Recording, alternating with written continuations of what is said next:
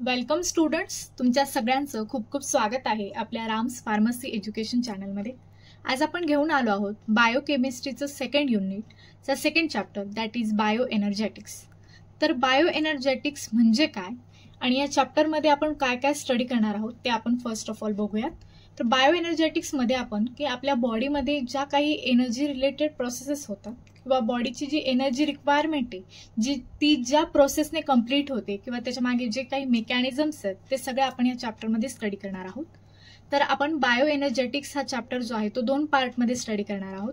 तर सगळ्यात पहिल्या पार्टमध्ये आपण बघणार आहोत free energy and biological processes काय असतात, फ्री एनर्जी म्हणजे काय, डेल्टा जी दॅट इज गिव्स फ्री एनर्जीला आपण कसं कॅल्क्युलेट करू शकतो, बायो एनर्जेटिक्स म्हणजे काय, रेडॉक्स पोटेन्शियल म्हणजे काय and various types of bioenergetic reaction, या सगळ्या गोष्टी आपण या चॅप्टरमध्ये या फर्स्ट पार्टमध्ये आपण स्टडी करणार आहोत। तर we are start from free energy and biological process. तर फ्री एनर्जी म्हणजे काय आणि बॉडीमध्ये कोणकोणत्या बायोलॉजिकल प्रोसेस असतात ते आपण इथे बघूयात। तर आपली जी लिव्हिंग सेल आहे आपल्या बॉडीमध्ये which is the basic unit of life, त्याच्यामध्ये व्हेरियस मटेरियल्स जे असतात ते आत बाहेर होतात, बरोबर, pass in and out of the cell and the cell recycles the product of chemical reactions. म्हणजे बॉडीमध्ये ज्या काही केमिकल रिॲक्शन्स होतात आणि त्यामधून जे प्रॉडक्ट फॉर्म होतात सेल त्याला काय करते, पुन्हा रिसायकल करण्याचं काम करते इनटू अदर रिॲक्शन्समध्ये। आणि त्याच्यामुळे काय होतं, केमिकल इक्विलिब्रियम जे आहे ते काय होतं, रिच करण्याचा प्रयत्न इथे होतो सेलद्वारे, पण इट इज नेव्हर रिच्ड, पण ते कधीही आपली बॉडी जी आहे ती इक्विलिब्रियम कंडिशनमध्ये येत नाही। तर in this way living organisms जे आहेत ते कॉन्स्टंटली काय करतात, एनर्जी रिक्वायरिंग असतात, त्यांना कंटिन्यू एनर्जीची रिक्वायरमेंट जी असते ती लागत असते आणि त्याच्यामुळे काय होतं, अपहिल बॅटल होतात अगेन्स्ट इक्विलिब्रियम अँड एंट्रॉपी। म्हणजे आपली बॉडी जी आहे ती इक्विलिब्रियम मध्ये येण्यासाठी व्हेरियस प्रोसेस ज्या आहेत त्या होत असतात। आता इक्विलिब्रियम कमी असेल तर त्याला बूस्ट केलं जाईल किंवा जास्त झालं असेल तर त्याला कमी केलं जाईल, बरोबर, to achieve the equilibrium, but it never achieved. तर वेन कॉम्प्लेक्स मॉलिक्युल्स जे आहेत आपल्या बॉडीमध्ये जसं काही स्टार्चेस आहेत ते काय असतात, सिम्पलर मॉलिक्युल पासून सिंथेसाइज होतात सच ॲज शुगर्स, आणि त्यांना सिंथेसाइज करण्यासाठी बॉडीला एनर्जीची रिक्वायरमेंट असते, त्यामुळे त्यांना काय म्हणतात, anabolic process. Therefore the chemical reactions ज्या ॲनाबॉलिक प्रोसेसमध्ये इन्व्हॉल्व असतात त्यांना काय म्हणतात, endergonic reactions. On the other hand, आणि ज्या रिॲक्शनमध्ये मॉलिक्युल्स ब्रेकडाऊन होतात किंवा एनर्जी रिलीज होते त्यांना काय म्हटलं जातं, कॅटाबॉलिक प्रोसेस अँड एक्झर्गोनिक रिॲक्शन्स। ठीक आहे, तर these are all about the biological process ज्या आपल्या बॉडीमध्ये होत असतात। And important concept in the study of metabolism, तर आपण मेटाबॉलिझम बद्दल ऑलरेडी कार्बोहायड्रेट मेटाबॉलिझम चॅप्टरमध्ये डिटेलमध्ये स्टडी केला। तर मेटाबॉलिझम म्हणजे काय, बेसिकली जिथे कॅटाबॉलिझम प्लस ॲनाबॉलिझम दोन्ही गोष्टी सायमल्टेनियसली होतात, that is metabolism. And energy is that of chemical equilibrium. तर मोस्ट केमिकल रिॲक्शन्स ज्या असतात त्या कशा असतात, रिव्हर्सिबल, म्हणजे they are occur in both the directions, त्या दोन्ही डिरेक्शनने होतात। जसं आपण बघितलं, रिॲक्शन झाली सपोज A प्लस B, ठीक आहे, A प्लस B काय फॉर्म झालं याच्यातून, सी फॉर्म झाला, ते रिॲक्शन जे आहे काय दोन्ही साईडला होईल, म्हणजे रिव्हर्सिबल, A प्लस बी मिळून C पण फॉर्म करतील आणि Cचं ब्रेकडाऊन होऊन पुन्हा A प्लस बी पण फॉर्म होतील। These are called as reversible reactions. ठीक आहे, they can proceed in both directions, releasing energy into their environment in one direction and absorbing it from the environment in the other direction. That means की काय होतं, जेव्हा A plus be synthesize होतील, एकत्र येतील सीच्या फॉर्मेशनसाठी, तेव्हा एनर्जी काय होईल, ॲब्झॉर्ब होईल, आणि जेव्हा सीचं ब्रेकडाऊन होईल इंटू A अँड B तेव्हा काय होईल, एनर्जी रिलीज होईल। ठीक आहे, that is the reversible reactions. हे आपण बघितलं बायोलॉजिकल प्रोसेस बद्दल की ज्या आपल्या बॉडीमध्ये कंडक्ट होत असतात। आता आपण बघणार आहोत फ्री एनर्जी बद्दल। What is meant by free energy, तर फ्री एनर्जीचं जे मेजरमेंट आहे ते कशासाठी यूज केलं जातं, ज्या एनर्जी ट्रान्सफर्स होता व्हेरियस बॉडीमध्ये त्यांना क्वांटिटेट करण्यासाठी, म्हणजे मेजर करण्यासाठी जे आहे ते फ्री एनर्जीला यूज केलं जातं। तर फ्री एनर्जीलाच काय म्हणतात, Gibbs free energy, after the scientist Josiah Willard Gibbs ने त्याला काय केलं, या मेजरमेंटला डेव्हलप केलं, म्हणून या एनर्जीला काय म्हटलं जातं अजून, गिब्स फ्री एनर्जी। तर according to the second law of thermodynamics मध्ये काय सांगितलंय, ऑल जी एनर्जी आपल्या बॉडीमधली जी आहे जी ट्रान्सफर होते involve the loss of some amount of energy. आता एका कंपाऊंड मधून दुसऱ्या कंपाऊंड मध्ये जेव्हा एनर्जी ट्रान्सफर होते तेव्हा काय होतं, काही अमाऊंट मध्ये एनर्जी जी आहे ती काय होते, लॉस होते इन अनयुजेबल फॉर्म मध्ये किंवा मग हीटच्या फॉर्म मध्ये. त्यालाच काय म्हटलं जातं, entropy. The Gibbs free energy जी आहे specifically refers to the energy associated with the chemical reaction. He Gibbs free energy जी आहे ती chemical reaction शी related असते, that is available after accounting for entropy. In other words सांगायचं झालं तर Gibbs free energy जी आहे ती काय, एक usable energy आहे or energy that is available to do work. म्हणजे आपल्या बॉडीमध्ये कोणतेही फंक्शन किंवा वर्क करण्यासाठी जी एनर्जी अवेलेबल असते ती कोणती असते, Gibbs free energy which is available to do work. Okay, हे झालं फ्री एनर्जी बद्दल. आता आपण बघणार आहोत की या गिब्स फ्री एनर्जीला कॅल्क्युलेट कसं केलं जातं. ठीक आहे, तर हे कसलं सिम्बॉल आहे, डेल्टा जी. त्यालाच काय म्हणतात, डेल्टा जी. आणि त्याला डिनोटेड कसं केलं जातं, ट्रायंगल अँड जी.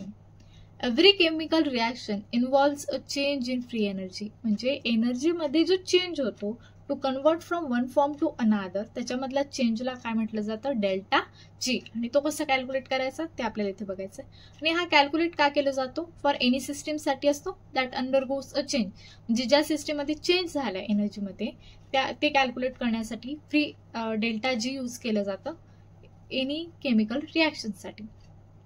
तर to calculate delta G calculate करण्यासाठी काय केलं जातं, जी एनर्जी लॉस्ट झाली राईट टोटल एनर्जी मधून, त्यालाच काय म्हणतात, entropy from the total energy change of the system. म्हणजे इथे काय केलं जातं, डेल्टा जीला कॅल्क्युलेट करण्यासाठी टोटल एनर्जी मधून काय केलं जातं, जितक्या अमाऊंट मध्ये एनर्जी लॉस झाली दॅट इज एन्ट्रॉपी, त्याला सबस्ट्रॅक्ट करायचं. म्हणजे काय येईल आपलं, delta G. And this total energy change in the system त्यालाच काय म्हणतात, enthalpy which is denoted as H. आणि पूर्ण सिस्टीम मध्ये जेवढा चेंज झालाय त्याला कशाने डिनोट केलं जातं, एच ने, that is enthalpy. The formula for calculating delta G is as follows. इथे बघू शकता तुम्ही डेल्टा जी ला कॅल्क्युलेट कसं केलं जातं, change in free energy. Delta H म्हणजे काय, चेंज इन एन्थॅल्पी मायनस टी म्हणजे काय असतं, temperature which is given in kelvin. And delta S म्हणजे काय असतं, चेंज इन एन्थॅल्पी. ठीक आहे, चेंज इन एन्ट्रॉपी सॉरी. ठीक आहे, आता इथे टेम्परेचर जे आहे ते आपल्याला केल्विन मध्ये घ्यायचं. तर टेम्परेचर केल्विन मध्ये कसं घेणार, जे टेम्परेचर आपल्याला डिग्री सेल्सिअस मध्ये दिले ते घ्यायचं, डिग्री सेल्सिअस मधलं टेम्परेचर प्लस त्याच्यामध्ये जे आहे ते 273 ऍड करायचं. ठीक आहे, 273 which is the temperature in kelvin. ठीक आहे, तर असं आपण काय करू शकतो, डेल्टा जी किंवा चेंज इन फ्री एनर्जीला कॅल्क्युलेट करू शकतो. ठीक आहे, तर हा फॉर्म्युला आपल्याला लक्षात ठेवायचा आहे. The standard free energy change जो आहे ऑफ केमिकल रिॲक्शन मध्ये तो एका standard pH temperature and pressure condition मध्येच काय केला जातो, कॅल्क्युलेट केला जातो. आणि ही जी टर्म आहे चेंज ऑफ केमिकल रिॲक्शन ती कशामध्ये कॅल्क्युलेट केली जाते, पर mole of the reaction product मध्ये. ठीक आहे, तर आता या स्टँडर्ड कंडिशन्स कोणकोणत्या आहेत ते बघा. त्याच्यामध्ये पीएच जो आहे तो 7.0 असतो बायोलॉजिकल सिस्टीम मध्ये, टेम्परेचर 25 डिग्री सेल्सिअस मध्ये घेतलं जातं आणि प्रेशर 100 किलो पास्कल्स. ठीक आहे, तर it is important to note that की ज्या पण सेल्युलर कंडिशन्स आहेत त्या काय होतात, according to the standard conditions vary होतात. अकॉर्डिंग टू पेशंट काय होणार, त्या व्हॅरी होणार. देअरफॉर स्टँडर्ड कॅल्क्युलेटेड जी जो आहे आपला चेंज इन फ्री एनर्जी त्या काय बायोलॉजिकल रिॲक्शन्स मध्ये डिफरंट असतील इनसाइड द सेल. प्रत्येक सेलमध्ये कशी असेल ही व्हॅल्यू डिफरंट असेल. आता आपल्याला बघायचे तर टाइप्स ऑफ रिॲक्शन बद्दल. एक्झर्गॉनिक म्हणजे काय, हे बघा सिम्पली लक्षात ठेवायचं. एक्झर म्हणजे ज्याच्या काय होतंय की एनर्जी रिलीज होते. ठीक आहे, त्याला एनर्जीची रिक्वायरमेंट नाही म्हणून इथं एनर्जी कशामध्ये असेल, निगेटिव्ह व्हॅल्यूमध्ये. त्यालाच काय म्हटलं जातं, स्पॉन्टॅनियस रिॲक्शन. आणि एंडरगॉनिकचा मिनिंग काय होईल, एन म्हणजे त्याला इन अजून पाहिजे तर इथे एनर्जी काय होते, ऍब्झॉर्ब होते म्हणून अजून हवी त्याला. म्हणजे मग इथं काय पॉझिटिव्ह असेल ती एनर्जी. ठीक आहे, आणि इथे काय होतं, एनर्जी जी आहे ती ऍब्झॉर्ब होते. त्यानंतर आहे गिब्स फ्री एनर्जी. आता गिब्स फ्री एनर्जी म्हणजे काय, difference between the enthalpy of a system and the product of its entropy and absolute temperature. म्हणजे आपण जो फॉर्म्युला बघितला G is equals to del H minus T delta S. ठीक आहे, that is the Gibbs free energy. त्या formula through आपण काय करू शकतो, त्याला कॅल्क्युलेट करू शकतो. ठीक आहे, आता आपण मेन टॉपिककडे येत आहोत, दॅट इज बायो एनर्जेटिक्स. म्हणजे बॉडीच्या ज्या एनर्जी रिक्वायरमेंट्स आहेत त्या कोणकोणत्या प्रोसेस थ्रू कम्प्लीट होतात किंवा एनर्जीचं ट्रान्सफॉर्मेशन कसं होतं, या सगळ्या गोष्टी आपल्याला इथे बघायच्या. तर बायो एनर्जेटिक मीन्स काय? The study of the transformation of energy in living organism. Living ऑर्गॅनिझममध्ये एनर्जीचं ट्रान्सफॉर्मेशन कसं होतं ते यामध्ये स्टडी केलं जातं. आणि याचा मेन गोल काय? टू डिस्क्राईब की how living organisms acquire and transform energy in order to perform biological work. म्हणजे कोणतंही काम करण्यासाठी बॉडीमध्ये किंवा कोणत्याही वर्किंगसाठी एनर्जीचं ट्रान्सफॉर्मेशन कसं होतंय हे सगळं इथे काय केलं जातं? डिस्क्राईब केलं जातं. The study of metabolic pathways is दस इसेन्शियल टू बायो एनर्जेटिक्स. तर बायो एनर्जेटिक्सला स्टडी करण्यासाठी त्याचे मेटाबॉलिक पाथवे स्टडी करणं पण काय आहे? इम्पॉर्टंट आहे. तर इन लिव्हिंग ऑर्गॅनिझममध्ये काय होतं? व्हेरियस केमिकल बॉन्ड्स ब्रोकन होतात, बरोबर, and made as part of the exchange and transformation of energy. आणि बॉडीमध्ये जेव्हा पण केमिकल बॉन्ड्स ब्रेक होतात तेव्हा काय होते? इथे एनर्जी रिलीज होणार and energy is available for work or for other process. आणि जेव्हा वीक बॉन्ड्स ब्रोकन होतात बॉडीमध्ये and stronger bonds are made, आणि जेव्हा बॉन्ड्स सिंथेसाइज होतात तेव्हा इथे काय होतं? Production of stronger bonds allows release of usable energy. तेव्हा तिथे काय असते? एनर्जीची रिक्वायरमेंट असते ते बॉन्ड फॉर्मेशनसाठी. ओके, तर इथे एटीपी जो आहे तो मेन काय आपला एनर्जी सोर्स आहे, that is energy currency for organisms. तर the goal of metabolic and catabolic process ज्या आहेत ज्या आपल्या बॉडीमध्ये कंडक्ट होतात इज टू सिंथेसाइज एटीपी. या सगळ्या कशासाठी होतात? एटीपीच्या सिंथेसाइजसाठी from available starting materials and to break down ATP by utilizing 18 biological process. मध्ये बॉडीच्या ज्या एनर्जी रिक्वायरमेंट्स त्या सगळ्या कशामुळे कम्प्लीट होतात? एटीपीमुळे. आणि याच एटीपी जेव्हा आपल्याला यूज करायचा असतो किंवा बॉडीला एनर्जीची रिक्वायरमेंट असते तेव्हा तो पुन्हा काय होतो? ब्रेकडाऊन होतो आणि पुन्हा एनर्जी जी आहे ती काय करते? इथे रिलीज होते. ठीक आहे. तर इन सेलमध्ये काय होतो? एटीपीचा आणि एडीपीचं जे कॉन्सन्ट्रेशन आहे त्याला काय म्हणतात? Energy charge of the sale.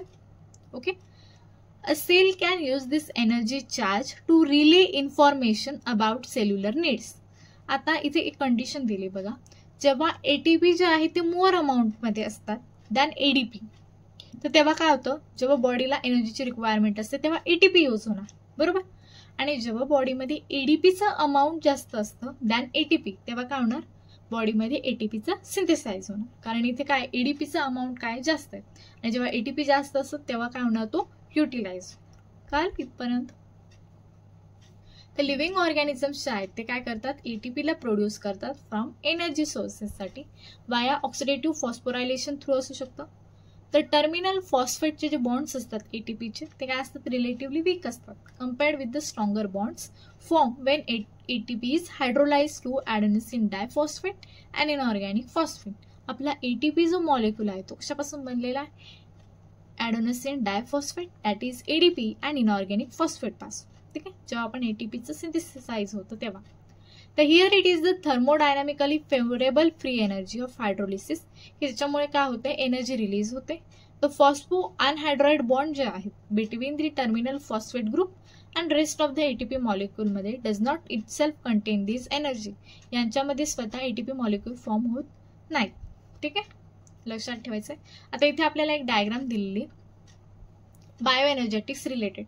तर इथे सगळ्यात पहिल्यांदा काय होतं? बॉडीमध्ये ग्लुकोजची लेवल जी आहे ती काय झाली? इथे कमी झाली, बरोबर. ग्लुकोजची लेवल कमी झाली म्हणून काय झालं?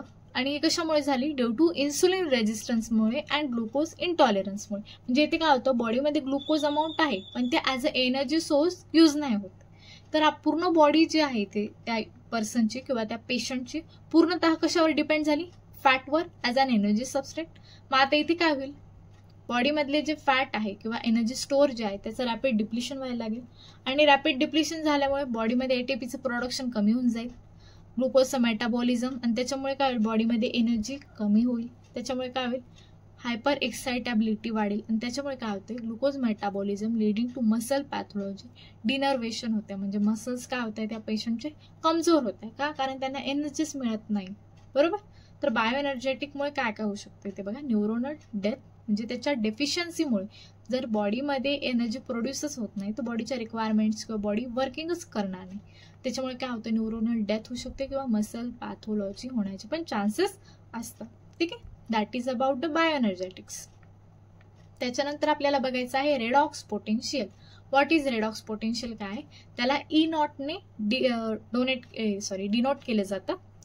तर रेडॉक्स पोटेन्शियल्स जे आहेत ते कशाला यूज केले जातात, to characterize the free energy cost and direction of reactions involving electron transfer.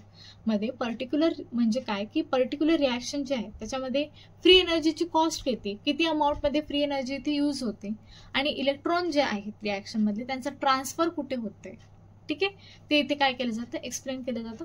तर one of the most important biochemical reactions जे आहेत त्याच्यामध्ये रेडॉक्स पोटेन्शियल जे आहे ते इम्पॉर्टंट आहे.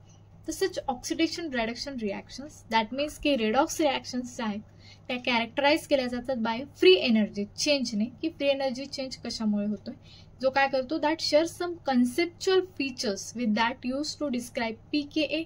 त्याच्यामुळे काय केलं जातं, ते पीकेला डिस्क्राईब केलं जातं इन ऍसिड बेस रिॲक्शन्समध्ये, वेअर प्रोटॉन ट्रान्सफर जो आहे इथे तो काय होतो, इन्व्हॉल्व्ह होतो रादर दॅन इलेक्ट्रॉन ट्रान्सफर. म्हणजे इथे काय म्हणायचं आहे, जेव्हा रिॲक्शनमध्ये फ्री एनर्जी चेंज होतो तेव्हा इथे काय होतं, प्रोटॉनचं ट्रान्सफर होतं, इलेक्ट्रॉनचं नाही.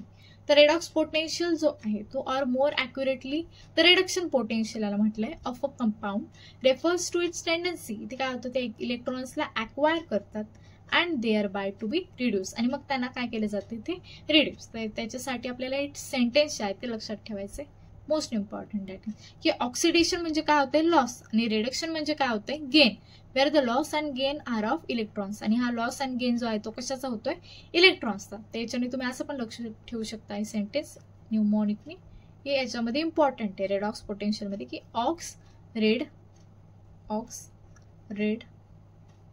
जी, ऑक्स रेड जी, किंवा तुम्ही मग त्याच्यासाठी दुसरं न्यूमॉनिक पण लक्षात ठेवू शकता. ठीक आहे, ॲज अ हे सिम्पल म्हणून सांगितलं, तुम्ही दुसरं पण लक्षात ठेवू शकता, किंवा मग तुम्हाला नवीन काय आठवत असेल तर तेही तुम्ही कमेंट बॉक्समध्ये सजेस्ट करा, जेणेकरून बाकीच्यांनाही त्याचा फायदा होईल. ठीक आहे, तर असे लक्षात ठेवू शकता तुम्ही. फक्त मेन त्याचा हेतू काय आहे की हे सेंटेन्स जे आहे याच्यामध्ये ते इम्पॉर्टंट की ऑक्सिडेशनमध्ये मेनली लॉस होतो आणि रिडक्शनमध्ये मेनली गेन होतो ऑफ इलेक्ट्रॉन्स. ओके, तर आता आपण पाहणार आहोत next, what is the different types of bioenergetic reaction, की बायो एनर्जेटिकचे मेन टाइप्स काय. त्याच्यामध्ये आपण 3 टाइप्स बघणार आहोत. एक आहे exergonic reaction which releases the energy, second is endergonic reaction which absorbs the energy, and third is the activation energy. ठीक आहे, तर एक एक करून आपण यांना डिटेलमध्ये बघणार आहोत. सगळ्यात पहिल्यांदा बघूयात व्हॉट इज एक्झर्गोनिक रिॲक्शन. नावातच आहे, exer means which releases the energy. तर एक्झर्गोनिक म्हणजे काय, the release of energy from a spontaneous chemical reaction without any concomitant utilization of energy. म्हणजे इथे काय होतं, या कम्प्लीट रिॲक्शनमध्ये एनर्जी फक्त काय होते, रिलीज होते, युटिलाइज होत नाही. तर ते रिॲक्शन्स आर सिग्निफिकंट असतात हे इन बायोलॉजीमध्ये, as this reactions have an ability. रिॲक्शन्समध्ये अशी ॲबिलिटी असते की ते काय करतात, perform work and include most of the catabolic reactions जे आहेत ते याच्यामध्ये काय असतात, इन्व्हॉल्व्ह होतात. कारण कॅटाबॉलिक रिॲक्शन्समध्ये मेनली काय होतं, मॉलिक्युल्स आहेत ते ब्रेकडाऊन होतात, आणि मॉलिक्युल्स ब्रेकडाऊन होत असेल तर त्यांच्यामधली एनर्जी काय होते, रिलीज होते. तर मोस्ट ऑफ दीज रिॲक्शन्स याच्यामध्ये काय होतं, involve the breaking of bonds. Mainly याच्यामध्ये बॉन्ड्सच्या ब्रेकडाऊनमुळे एनर्जी रिलीज होते during the formation of reaction intermediates, as is evidently absorbed during respiratory pathways. The bonds that are created during the formation of metabolites are stronger than the cleaved bonds of the substrate. त्याच्यामुळे काय होतं, इथे energy जी आहे ती काय होते, release होते. ठीक आहे, बॉडीमध्ये to complete the energy requirements of the body. आता याच्यामध्ये जी फ्री एनर्जी रिलीज होते that is G in an exergonic reaction, त्याला डिनोट कसं केलं जातं बघा, डेल्टा जी जो आहे that is change in energy is equals to, इथे कसं कॅल्क्युलेट केलं जातं इन एक्झर्गोनिक रिॲक्शनमध्ये, गिव्स फ्री एनर्जी ऑफ प्रोडक्टच्या एनर्जीमधून रिॲक्टंटची एनर्जी जी आहे ती काय केली जाते, ते मायनस केली जाते. And this value is always to be less than 0, आणि ही व्हॅल्यू जी आहे ती कशी असते, लेस दॅन 0. हा फॉर्म्युला लक्षात ठेवायचा आपल्याला. ठीक आहे, फॉर एक्झर्गोनिक रिॲक्शन्स. नेक्स्ट आपल्याला बघायचं आहे एंडरगोनिक रिॲक्शन्स. तर याचं पण नेममध्येच आहे, एंडरगोनिक म्हणजे विच ॲब्झॉर्ब्स द एनर्जी. तर एंडरगोनिक इन टर्न हे काय एक्झर्गोनिकच्या अपोजिट आहे, इन बिंग नॉन स्पॉन्टॅनियस आहे, आणि त्याच्यामध्ये काय होतं, इनपुट हवा असतो फ्री एनर्जीचा. म्हणजे इथे काय होतं, एनर्जी मोस्टली ॲब्झॉर्ब होते. तर मोस्ट ऑफ द अॅनाबॉलिक रिॲक्शन्स जे आहे याच्यामध्ये जिथे काय होतं कंपाऊंड सिंथेसाइज होतं, लाईक फोटोसिंथेसिस आहे, DNA अँड प्रोटीन सिंथेसिस आहे, हे सगळे काय आहेत एंडरगॉनिक इन नेचर. त्याच्यामध्ये जी फ्री एनर्जी जी आहे ती रिलीज होते जी इन अन एंडरगोनिक रिॲक्शन, ती कशी डिनोट केली जाते तर delta G is equals to, याच्यात पण तसंच होतं, फ्री एनर्जी ऑफ प्रोडक्टमधून फ्री एनर्जी ऑफ रिॲक्टंट जी आहे ती काय केली जाते सबस्ट्रॅक्ट केली जाते, पण ही व्हॅल्यू जी आहे ती काय असते ग्रेटर दॅन 0. ही लक्षात ठेवायचं की रिॲक्शन एक्झर्गॉनिक असेल ज्याच्यामध्ये एनर्जी रिलीज होत असेल त्याची value always to be less than 0, आणि एंडरगोनिक रिॲक्शन असेल तर त्याची व्हॅल्यू कशी येणार ग्रेटर दॅन 0. या दोन्ही कंडिशन ज्या आहेत आपल्याला लक्षात ठेवायच्या. ठीक आहे, एक्झाममध्ये याचा डिफरन्स बिटवीन मध्ये येऊ शकतो क्वेश्चन किंवा ठीक आहे, और असं पण येऊ शकतो की right note on types of reactions. Right, तुम्हाला हे सगळं मेन्शन करणं गरजेचं आहे. आता इथे आपण त्याचे ग्राफ बघू शकतात. इथे आपल्याला एक्स ॲक्सेसवर काय दिलंय रिॲक्शन फोर्स आणि वाय ॲक्सेसवर आपल्याला दिलेलं आहे फ्री एनर्जी. आता इथे काय होतंय की रिॲक्टंट जे आहे त्याची एनर्जी काय जास्त आहे आणि प्रोडक्टची काय होते ॲज कम्पेअर टू रिॲक्टंट कमी होते फ्री एनर्जी, आणि रिॲक्शन काय होते पूर्ण कम्प्लीट होते, पण इतकी एनर्जी इथे काय झाली ॲब्झॉर्ब झाली. बरोबर. आणि दुसऱ्या केसमध्ये काय झाले रिॲक्टंटची फ्री एनर्जी कमी आहे आणि प्रोडक्टची काय झाली इथे फ्री एनर्जी जी आहे ती इन्क्रीज झाली. बरोबर, ते पण एनर्जी ॲब्झॉर्ब जी आहे तेवढीच आहे.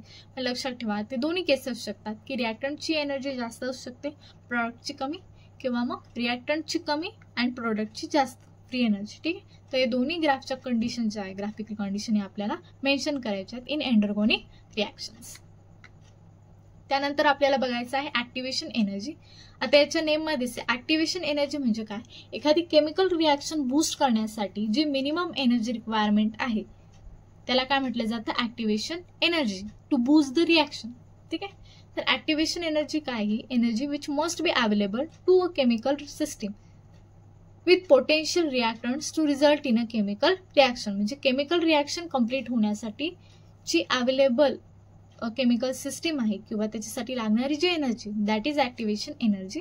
तर activation energy may also be defined as the minimum energy required जी आहे for starting a chemical reaction, त्याला काय म्हटलं जातं ऍक्टिव्हेशन एनर्जी. ठीक आहे, तर आपण इथे ग्राफमधून समजू शकता दॅट इज एक्सवर आहे आपलं रिॲक्शनचा पाथवे आणि वायवर आहे एनर्जी. ओके, तर इथे दोन ग्राफ शो केलेत आपल्याला. एक जो आहे तो लाईन मध्ये शो केलाय that is reaction without catalyst आहे, आणि दुसरे जे आहे डॉटेड लाईन्स मध्ये ते आहे रिॲक्शन विथ कॅटॅलिस्ट. तर लक्षात ठेवायचं विदाउट कॅटॅलिस्ट असेल तर एनर्जीला ती रिॲक्शन कम्प्लीट व्हायला आपल्याला जास्त एनर्जी रिक्वायरमेंट आहे. बरोबर, आणि विथ प्रेझेन्स ऑफ कॅटॅलिस्ट आपण केली तर त्याला एनर्जीची रिक्वायरमेंट जी आहे ती कमी असणार आहे as compare to reaction without catalyst. ठीक आहे, तर हे आपल्याला लक्षात ठेवायचं. तर हे आपण बघितलं डिटेलमध्ये टाइप्स ऑफ बायोएनर्जेटिक रिॲक्शन. ठीक आहे, तर पूर्ण या पार्टमध्ये आपण काय काय स्टडी केलं, what is free energy, what is the different types of biological process which are occur in the body to complete the body requirements of the energy. Right, ते आपण बघितलं. फ्री एनर्जी म्हणजे काय, फ्री एनर्जीला कॅल्क्युलेट कसं केलं जातं ते आपण बघितलं. रेडॉक्स पोटेन्शियल म्हणजे काय, बायोएनर्जेटिक्समध्ये डिटेलमध्ये आपण स्टडी केलं की बायोएनर्जेटिक्स म्हणजे काय. ठीक आहे, त्याच्यानंतर आपण व्हेरियस टाइप्स ऑफ बायोएनर्जेटिक रिॲक्शन्स बघितल्या. त्याच्यामध्ये आपण एक्झर्गोनिक रिॲक्शन म्हणजे काय, एंडरगोनिक रिॲक्शन म्हणजे काय अँड ऍक्टिव्हेशन एनर्जी म्हणजे काय हे सगळं डिटेलमध्ये बघितलं. ठीक आहे, आता या चॅप्टरचा जो नेक्स्ट पार्ट आहे तो आपण नेक्स्ट पार्टमध्ये स्टडी करणार आहोत. ठीक आहे, उरलेल्या ज्या कन्सेप्ट आहेत त्या. तर आय होप की तुम्हाला हे लेक्चर जे आहे आता या लेक्चरमध्ये आपण जे काही कव्हर केलं ते तुम्हाला समजलं असेल. तरी काही अडचण आली किंवा काही डाऊट असेल तर नक्की तुम्ही कमेंट बॉक्समध्ये विचारा. लेक्चर आवडलं असेल तर नक्की लाईक करा, चॅनलला सबस्क्राईब करा. ठीक आहे, आणि बेल आयकॉनलाही प्रेस करा जेणेकरून आमच्या सगळ्या व्हिडिओ तुमच्यापर्यंत लवकरात लवकर पोहोचतील. ठीक आहे, thank you so much guys. Next व्हिडिओमध्ये आपण लवकरच भेटूया.